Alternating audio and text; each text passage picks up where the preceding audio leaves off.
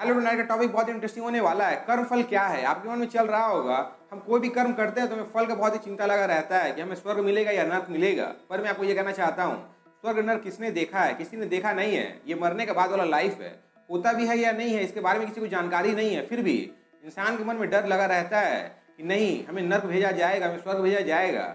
उसी के आधार पर मैं एक छोटा सा स्टोरी आपके लिए लाया हूँ, जिससे आपको वीडियो समझने में बहुत ही आसानी होगी। बहुत आसानी से आप समझ पाइएगा स्वर्ग और नर्क का अंतर क्या होता है और किस प्रकार से स्वर्ग और नर्क का प्राप्ति होता है। तो चलिए बिना देरी के वीडियो को स्टार्ट करते हैं। आज का स्टोरी बहुत ही सिंपल होने वाला है, कोई कॉम्प्लिकेटेड स्टोरी नहीं है। आज जो कहानी एक ऋषि मुनि के बारे में है। शहर के बाहर अपने आश्रम में रहा करते थे, पूजा पाठ किया करते थे, यज्ञ उपास किया करते थे और बहुत प्रकार से भगवान को खुश करने की कोशिश किया करते थे और सारा जीवन उन्होंने इसी प्रकार से बिता दिया। और उनके घर के सामने एक नाचने वाली का कोठा था, जहाँ पर बहुत प्रकार के इंसान आया करते थे, उन्हें धन दौलत दिया करते थे, नाच देखा करते थे, मदिरा पान किया करते थे, मांस खाया करते थे।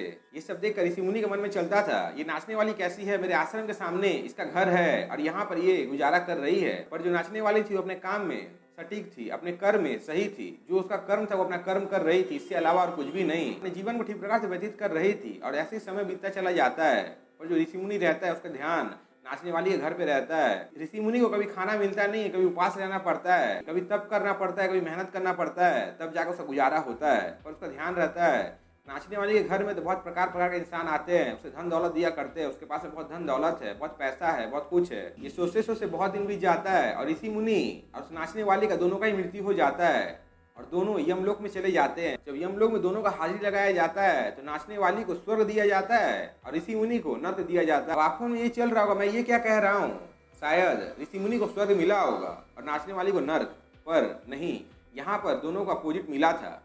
नाचने वाली को स्वर्ग मिल चुका था और ऋषि मुनि को नर्क मिल चुका था। इसके पीछे का कारण यही है, ऋषि मुनि के आश्रम में जब भी भजन कीर्तन हुआ करते थे, नाचने वाली का ध्यान उधर ही रहता था। नाचने वाली तो अपना कर्म किया करती थी और अपने मन ही मन भजन कीर्तन किया करती थी, भगवान का ध्यान किया करती थी। उसका कर्म जो भी था पर धर्म उसका भगवान के संग में जुड़ा हुआ था, इसीलिए उसे स्वर्ग मिला। और जो ऋषि मुनि था उसके मन में हमेशा पाप था, क्योंकि उसके मन में चल रहा था नाचने वाली के बारे में बहुत पैसा है, उसके पास बहुत धन दौलत है, ऐसो आराम है।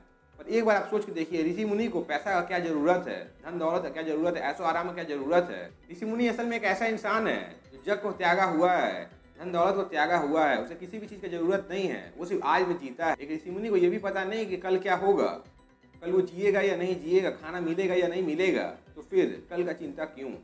पर इसी कारण ऋषि मुनि को नर्क मिला। तो फ्रेंड, मैं आपको इस कहानी के माध्यम से यही कहना चाहता हूँ, जैसा आपका थिंकिंग रहेगा, जैसा आपका कंपैरिजन रहेगा, उसी प्रकार से वो कर्मफल मिलेगा। और जो आप सोचते हैं नर्क है स्वर्ग है, तो मैं आपको यही कहना चाहता हूँ, जैसा काम आप आज करिएगा, नर्क और स्वर्ग दोनों आपको यहीं मिल जाएगा। आपको वहाँ पर जाने की जरूरत नहीं है, मृत्यु का इंतजार करने की जरूरत नहीं है। जैसा मेहनत आप करिएगा वैसा जिंदगी आपका बन जाएगा, उसी प्रकार से आप जीने लगिएगा। अब आपके हाथ में है कि यहाँ पर आपको स्वर्ग की तरह जीवन बिताना है या नर्क की तरह, ये आपके ऊपर डिपेंड करता है। शायद मैं क्या कहना चाहता हूँ समझ में आ गया होगा, वीडियो आने का मतलब तो पता चल गया। आज के लिए बस इतना ही। आप अपने चैनल पहली बार आए हैं, चैनल सब्सक्राइब कर बेल आइकन को प्रेस करें और पहली बार लाइक और शेयर करें। Thank you.